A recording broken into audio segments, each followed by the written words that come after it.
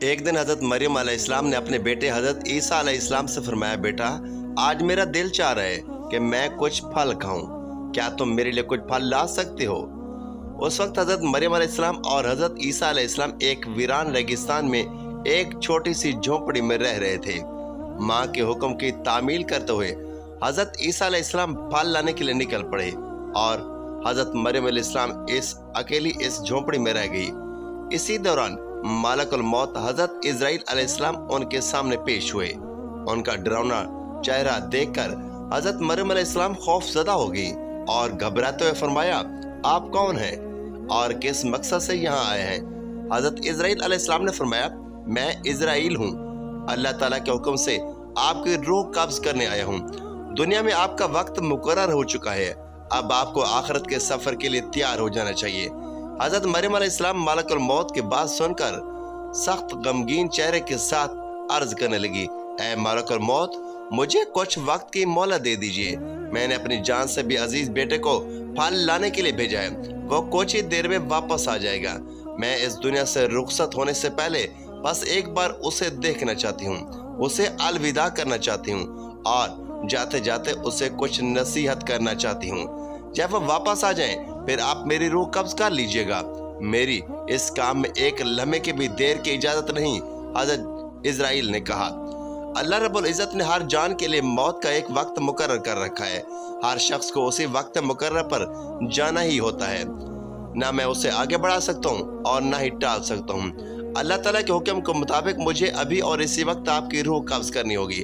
حضرت اسرائیل علیہ السلام کی بات سن کر حضرت مریم علیہ السلام بول اٹھی، میں موت سے نہیں ڈرتی اور نہ ہی اللہ کے حکم کی نافرمانی کرنے والی ہوں، مگر افسوس اس بات کا ہے کہ میں آخری وقت میں اپنے بیٹے سے ایک لفظ بھی نہ کہہ سکی اور اسے ایک بار دیکھ بھی نہ سکی۔ خیر، اللہ تبارک و تعالیٰ جو کچھ بھی کرتا ہے بہتر ہی کرتا ہے۔ اپنے بندوں کی بھلائی کے لیے ہی اللہ جو کچھ کرتا ہے بہتر کرتا ہے۔ اس کے بعد حضرت مریم علیہ السلام نے حضرت اسرائیل علیہ السلام کو اپنی روح قبض کرنے کی اجازت دے دی۔ ملک الموت نے اللہ کے حکم سے ان کی روح قبض کر لی اور ان کی زندگی کا سفر مکمل ہو گیا۔ ان کا پاک جسم جھونپڑی میں سکون کے ساتھ پڑا رہ گیا۔ کچھ ہی دیر کے بعد حضرت عیسیٰ علیہ السلام جنگل سے پھل لے کر واپس لوٹے۔ جب انہوں نے اپنی والدہ کو خاموش لیٹا ہوا دیکھا تو یہ سمجھے کہ وہ آرام کر رہی ہیں، لہٰذا انہوں نے انہیں پریشان نہیں کیا، مگر جب کافی دیر تک کوئی حرکت نہ ہوئی تو انہوں نے اپنی ماں کو بلایا۔ تبھی دیکھا کہ ان کی پاک روح جسم کو چھوڑ کر اس فانی دنیا سے رخصت ہو چکی تھی۔ اپنی ماں کی اچانک وفات دیکھ کر حضرت عیسیٰ علیہ السلام شدید بے چینی اور غم میں ڈوب گئے۔ وہ اپنی ماں کے دکھ میں پھوٹ پھوٹ کر رونے لگے۔ ان کی درد بھری سسکیوں سے ماحول غمگین ہو گیا، جہاں تک کہ پرندے اور جانور بھی اس غم میں بے چین ہو اٹھے۔ کچھ دیر غم میں ڈوبے رہنے کے بعد انہوں نے سوچا کہ اب اپنی والدہ کے جنازے اور دفن کا انتظام کرنا چاہیے، مگر مشکل یہ تھی کہ وہ ایسی جگہ پر تھے جہاں دور دور تک کوئی انسان موجود نہ تھا، لہٰذا انہوں نے اپنی ماں کے دفن کے لیے کسی مدد کی تلاش میں نکلنا شروع کیا۔ کچھ دور چلنے کے بعد ان کی ملاقات کچھ لوگوں سے ہوئی جو ان کی طرف آ رہے تھے۔ حضرت عیسیٰ علیہ السلام نے انہیں اپنی والدہ کے انتقال کی خبر دی اور عرض کی، میری والدہ کا انتقال ہو گیا ہے، کیا آپ انہیں دفنانے میں میری مدد کر سکتے ہیں؟ ان لوگوں نے جواب دیا، اے اللہ کے نبی، ہم اصل میں انسان نہیں بلکہ اللہ کے بھیجے ہوئے فرشتے ہیں۔ ہم جنت سے آئے ہیں تاکہ آپ کی والدہ حضرت مریم علیہ السلام کے جنازے اور دفن میں شریک ہو سکیں۔ ہم ان کے کفن، دفن، خوشبو اور عطر اور دفن کا سارا ضروری سامان ساتھ لے کر آئے ہیں۔ اس کے بعد حضرت عیسیٰ علیہ السلام نے فرشتوں کی مدد سے اپنی والدہ کا جنازہ پڑھا اور دفن کی تقریب پوری کی۔ اپنی ماں کے انتقال کے بعد حضرت عیسیٰ علیہ السلام بیت المقدس واپس لوٹ آئے۔ وہاں کچھ وقت گزارنے کے بعد اللہ رب العالمین کی طرف سے حضرت عیسیٰ علیہ السلام پر وحی نازل ہوئی۔ اللہ تعالیٰ نے انہیں نئی شریعت اور انجیل مقدس عطا کی اور حکم دیا، اے عیسیٰ، اب تم اس نئی شریعت اور کتاب کے مطابق لوگوں کو دین کی طرف بلاتے رہو۔ اللہ کے اس حکم کے مطابق ایک دن حضرت عیسیٰ علیہ السلام نے ایک بڑی محفل میں خطاب کرتے ہوئے فرمایا، اے اللہ کے بندو، میرے پاس اللہ تعالیٰ کی طرف سے نئی شریعت اور نئی کتاب نازل ہوئی ہے، لہٰذا تم پہلے کے اصولوں کو چھوڑ کر اس نئی کتاب کے احکام کے مطابق اپنی زندگی گزارنے کا وعدہ کرو۔ حضرت عیسیٰ علیہ السلام کی یہ بات سنتے ہی یہودی اور بنی اسرائیل کے لوگ شدید غصے میں آ گئے۔ انہوں نے غصے سے کہا، اب تک ہم تمہیں ایک نیک اور سچا انسان سمجھتے تھے، لیکن اب تم ہمارے بزرگوں کے دین کو تباہ کرنے کی سازش کر رہے ہو. تم نے خود ایک نئی شریعت گھاڑ لی ہے اور اب اسے ہم پر تھوپنے کی کوشش کر رہے ہو. لیکن یاد رکھو ہم تمہاری اس سازش کو کبھی کامیاب نہیں ہونے دیں گے. اگر تم نے اپنی یہ تاریخ بند نہیں کی تو ہم مجبور ہو کر تمہیں قتل کر دیں گے. حضرت عیسیٰ علیہ السلام نے ان کے الزامات اور دھمکی کا جواب دیتے ہوئے فرمایا تم لوگ مجھے قتل کی دھمکی دے رہے ہو. یہ میرے لیے کوئی معنی نہیں رکھتا. میں اللہ کا ایک نبی ہوں اور نبی ہونے کے ناطے میری ذمہ داری ہے کہ میں لوگوں کو حق کے راستے کی طرف بلاؤں. یہ اللہ تعالیٰ کا حکم ہے کہ میں تمہیں سچے دین کی دعوت دوں. میں تمہیں تہ دل سے اس دین کو قبول کرنے کی دعوت دیتا ہوں. ورنہ یاد رکھو اگر تم حق سے منہ موڑتے ہو تو تم پر بھی وہی عذاب نازل ہوگا جو تم سے پہلے گناہگار قوموں پر آ چکا ہے. جیسے نبی کی نئی شریعت کی بات پھیلی بنی اسرائیل میں مختلف طرح کی بحثیں اور بات چیت شروع ہو گئی. کچھ لوگ بغاوت پر اتر آئے تو کچھ لوگ حضرت عیسیٰ علیہ السلام کے پاس آ کر کلمہ پڑھ کر اسلام قبول کرنے لگے.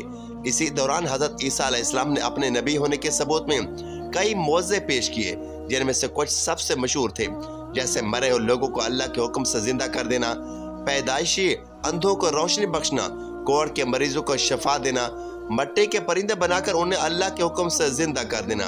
ان معجزات کو دیکھ کر بے شمار لوگ ہدایت کی راہ پر آ گئے، مگر جو بد نصیب اور ضدی لوگ تھے وہ اس سب کے باوجود نبی کی بغاوتی میں لگے رہے.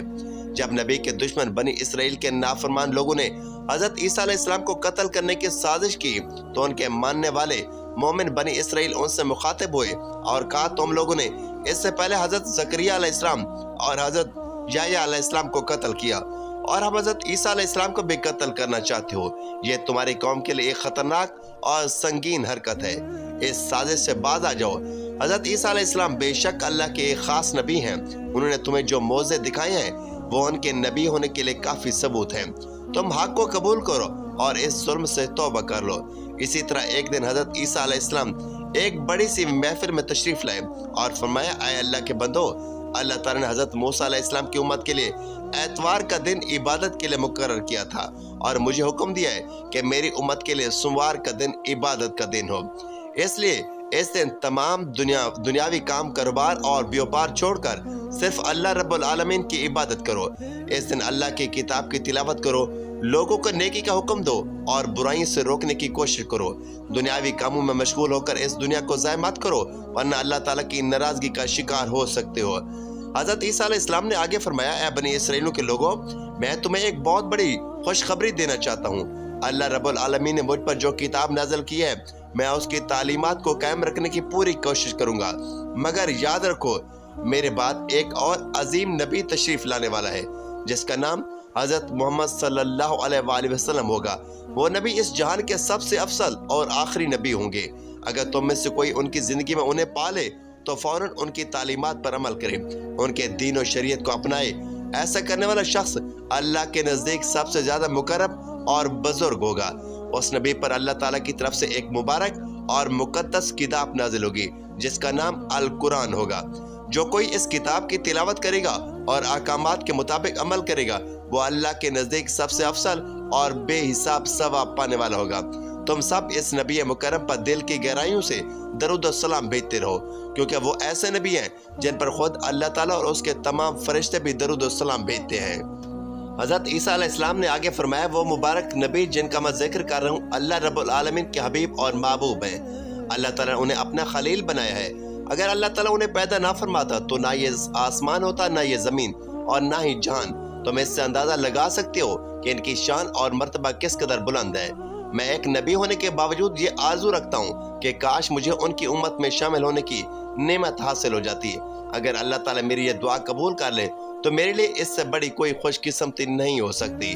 حضرت عیسیٰ علیہ السلام کی ان باتوں کو سن کر کچھ لوگوں نے کہا یہ شخص تو حضرت موسیٰ علیہ السلام کی شریعت کو توڑ کر اپنی نئی شریعت قائم کرنے کی کوشش کر رہا ہے.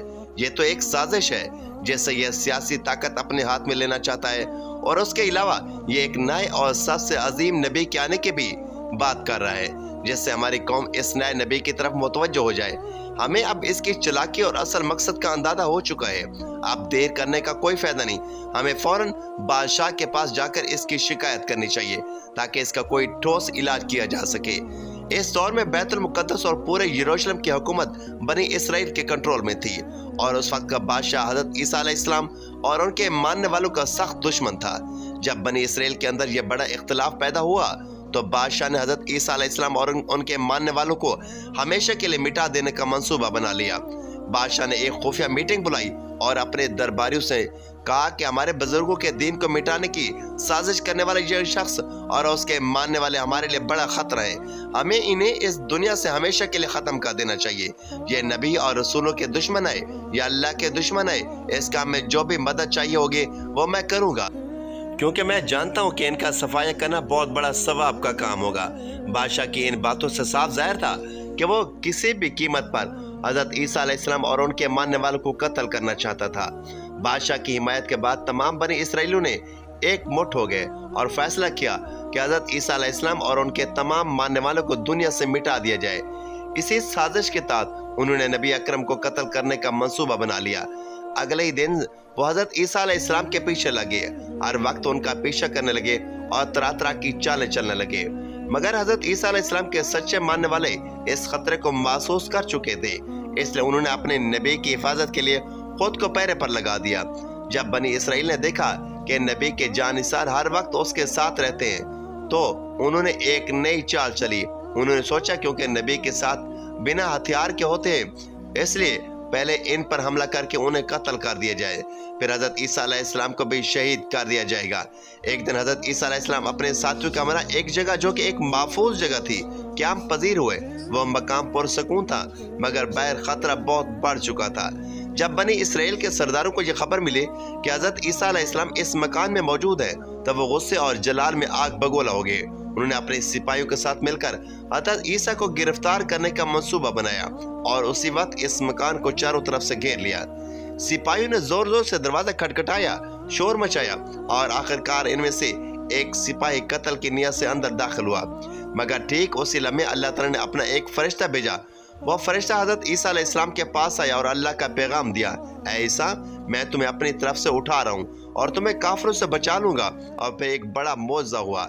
हज़रत ईसा अलैहिस्सलाम को जिंदा होश आवाज की हालत में जिस्म और रूह के साथ आसमान पर जिंदा उठा लिया गया और जो सिपाही अंदर आया था अल्लाह ताला ने उस पर हज़रत ईसा अलैहिस्सलाम की सूरत डाल दी। जब वह बाहर निकला तो बनी इसराइलियों के सिपाहियों और सरदारों ने उसे देखा और समझ बैठे कि यही हज़रत ईसा है। उन्होंने इसी शख्स को गिरफ्तार कर लिया और बुरी तरह मारना शुरू कर दिया। वो कुछ समझ ही नहीं पाया कि आखिर उसके साथ हो क्या रहा है। इसी दौरान यहूदियों का सरदार चीखते हुए कहने लगा, भाइयों, ये तुम क्या कर रहे हो? मुझे क्यों मार रहे हो? मैं तुम्हारा ही सरदार हूँ। मैं खुद ईसा को ढूंढता फिर रहा हूँ, वो कहीं नहीं मिले, तो क्या अब तुम मुझे ही मार डालोगे?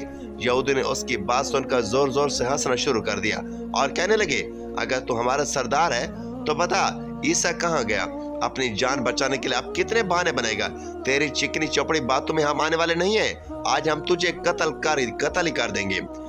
उसे इस बात का बिल्कुल इल्म नहीं था कि उसका चेहरा बदल चुका है और वह हूबहू हज़रत ईसा अलैहिस्सलाम जैसा दिखने लगा है।